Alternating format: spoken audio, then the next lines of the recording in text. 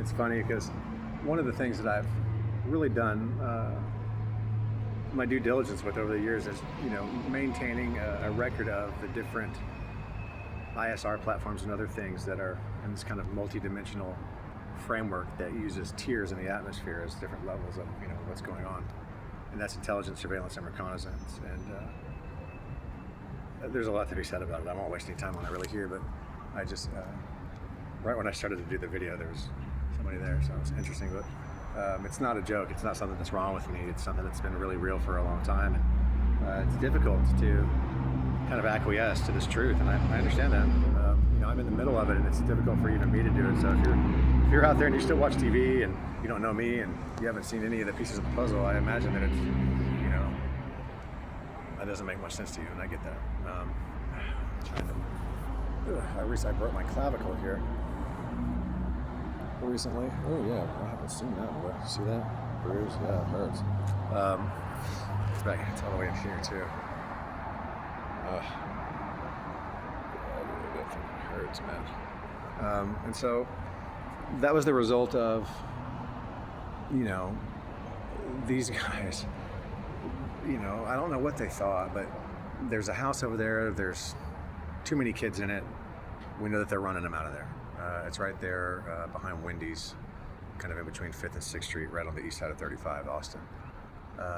And they'll drop chicks off right there. This one girl was acting very distraught. She got out of the car, and then she looked like she was trying to fake cry to try to draw attention to herself to kind of hook somebody in to say, because a lot of times that's what they'll do. They'll give you a story, and then they'll want some money for whatever they're going to do for you. And this is an organized thing, and it's human trafficking. And recently the statutes have changed here, if I understand correctly, where it's a first degree felony now from whatever it used to be, and that's that carries 5 to 99 years, and it's pretty serious. And so that's a deterrent for people. But this chick chased me down with a fucking knife for no reason as I was asking her to calm down. And let me backtrack. There was a lot of times this is what they'll do, is they'll send a girl in to try to infiltrate me because I don't talk to anybody else. And so these days, I'm real hesitant to talk to even any of them, but I'll use it as an opportunity for counterintelligence and to, counter-sabotage. And so this is I hate to look at it like that, but that's the way that it is. And so this is what I've been doing. And, one of them was very most of them, in fact, I can trigger them pretty well. And, retrieve the information out of them, even if they weren't a willing participant as part of a counterintelligence. Even if they hadn't been prepped as a counterintelligence asset, if they've been through certain regimens, I can get in there and see what the fuck's going on to some degree. And there's so many different elements associated with how they've used these girls, and it's terrible. And it's for them that one of the reasons that I'm so diligent with this and just stick to it regardless of what other people think, because they're letting these girls out of jail with no underwear on and like a little short dress, and they'll put it's like a joke inside of their fucking little male fraternity. And I'm as much as a male as anybody else. I hate to say it, I don't want to be rude, but I love pussy just as much as anybody, and I'm a devout heterosexual in a very kind of increasingly LBH whatever it is environment here. It's really increased. And so I know that DOJ is looking at this. I'm on record saying, hey, I met with DOJ before a lot of these things happened, and the incident that I was arrested for recently, which is just a misdemeanor, stupid, there's nothing to it, was an incident where I knew that it was a targeted attack. So did the other subject that I was with. It was a result of being with that individual, and this person tried to fucking run me over like 4 times, okay, literally. And they have a little network out here that's pretty tight. Like, they're gonna fucking do something. They don't realize that the day that I got out, if you've been following any of my work and you're just kind of silent out there, whether you're new to it or whether you want to go back and do your research, I have been very focused on, elements within the homeless community here, because there's like a functioning as a cult, and it's essentially a spirit over the land is the best I can describe it to you. But there's all the way to, there had been people killed. What I know through human intelligence collection is there had been some murders. The cops were aware of it to some degree, and this was in a ritualistic context that was not noted as such in the media.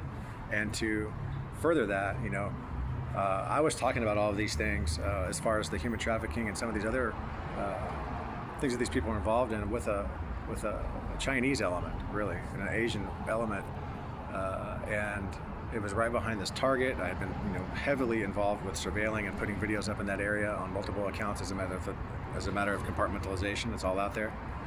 And the long and short of it is, APD was so on the take with this stuff. I mean, the last night before this place got busted, there was like 12 hookers out there. That's a lot. It's more than I had ever seen, and so I don't know how many of them. I hadn't seen most of them before, so it may have been some type of a sting. I got out of there that night through another method that was an asset, a foreign asset at that. So I don't know exactly how that plays in, but I'll be on record with that. That's fine with me. If anybody has a problem with it, then sorry. But it is what it is, and people need to know to some degree about this stuff. It's sensitive, but the long and short,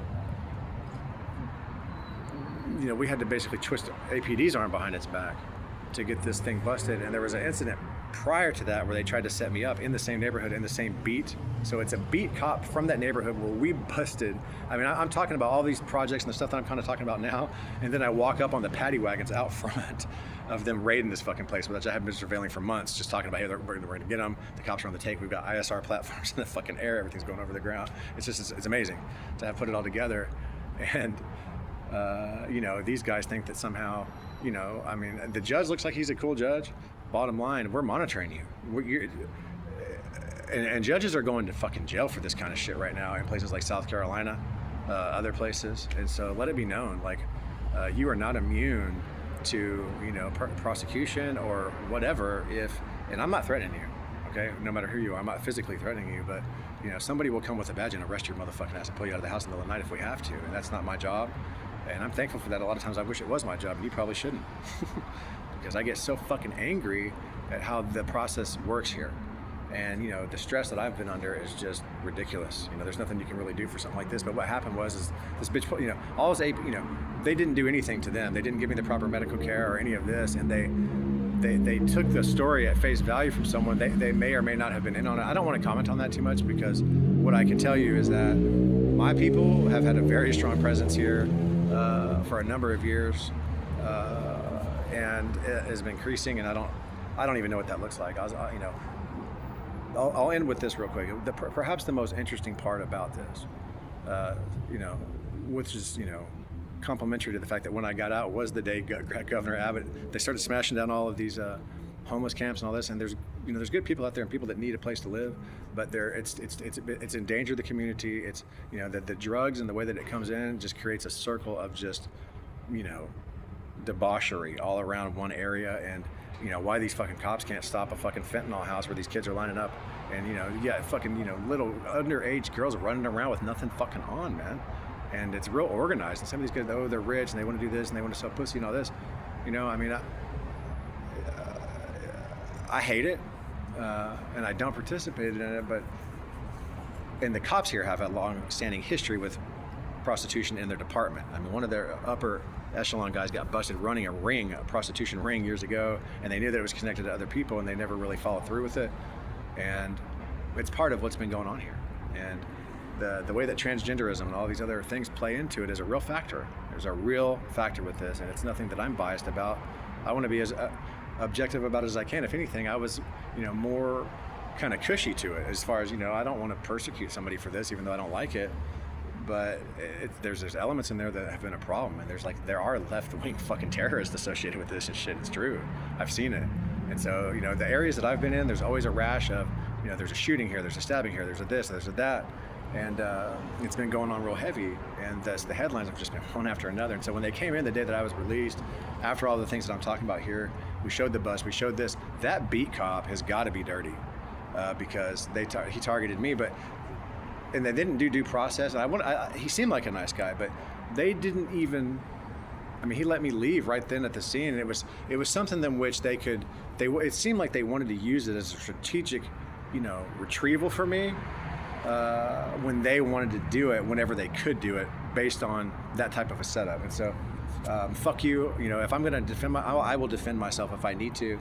And there's a lot of ways that we can do that. And being proactive is something that is important. And so, beyond that, I mean, I guess I should just, I mean? But I love you guys. I just am making a public record. I hope this kind of makes sense and you can put the pieces of the puzzle together. If you're out there, ask questions about this. I want to keep this under 10 minutes, so I'm right there at that 10-minute mark, but I don't want to seem like I'm all over the place, but I haven't, I've been real careful these last few kind of days and weeks and monitoring people's movements, and these guys are still out there. They have their own surveillance network, and they don't know how to size up someone like myself, which I don't sometimes, honestly. Like, they used to tell me, you don't know your own strength. I mean, it's certainly true today when, we've got all kinds of stuff going on out here, and I'm very thankful, for the support from within the communities of defense and intelligence, which I've always been a part of in this life. And so it's nice to see it being cleaned out, and I'd like to see networking and cooperation occur between people when it should already been happening. People like, and really they're small. I don't want to condescend to anybody, but some of these guys are real important to me because they have the gifts, they have this, and it's the start of something new, and it'll grow into something better if we allow that. And that's where my focus has always been. But people like Brian Singh and these Lily Nova and even Laura Eisenhower, I'm a bully because I've fucking given you all this information and you won't, fuck that. I'm not a bully, dude. Or cyber bully. Fuck you, man. This is the place where her great granddad supposedly signed these treaties, and we're just here's the remnants. Here's Edwards Air Force Base. This is pure, uncut, raw intelligence. It's definitive. It's unrivaled. It's the purest you can get. And you want to fucking point your finger back at me while you're supposed to be this queen of fucking disclosure, man. That's not right. And so there has to be something going on here. I still want to be objective. I've always had, an objective attitude with her. I've always given her the benefit of the doubt, even though I know she's like trying to fuck me and she's sly, and God knows what she's really doing. Not fuck me, but you know what I mean? Like fuck me over. That's what I meant. But the long and short, I really believe that some of these people are, strategically placed, and even if they're not, they can change or whatever. But they will serve in a counterintelligence function regardless. And we're moving forward with this stuff. There's so much stuff going on internationally with a lot of this stuff, and the way in which this Nephilim component and the spiritual aspects of it all take place in the grid and the network. This is what we need to be considering, because this is how we are going to overcome all of this stuff together as a human family and progress our civilization. It's not going to come in through the division will help only to accentuate, to purge. You know what I mean? So we need the division, but I'm hoping that very acute sense of division, the more pronounced division, will leave a smaller remnant of those who aren't with us, and then we can be more divided or more united as a result, and leave that little group out there, because they're out there and they don't care, and they're incorrigible, and they'll do it, whatever they can. That's an autonomous craft right there. I'm going to end with an ISR platform with me, and I'm going to talk to y'all later. I'm unable to zoom in with this device, but that's what that is. And I don't know. That's enough, huh? Love you.